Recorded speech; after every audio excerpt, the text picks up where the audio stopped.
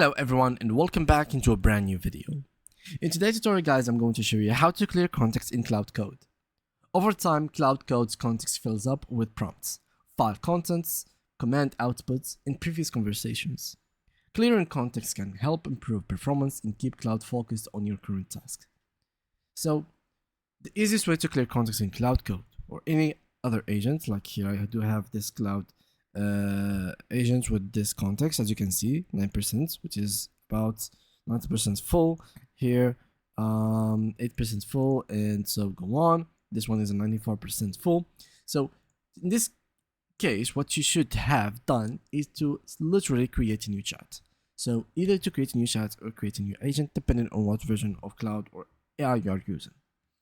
This is the first thing to do. This will clear any kind of context that you have in the chat. So for example, like this, you can literally write down anything and the context will be shown. The next thing to do is, in case you had already a chat, which you could write down in case you had this command, it is /clear. This will help to clear the current conversation and start a fresh chat while keeping you in the same Claude Code session.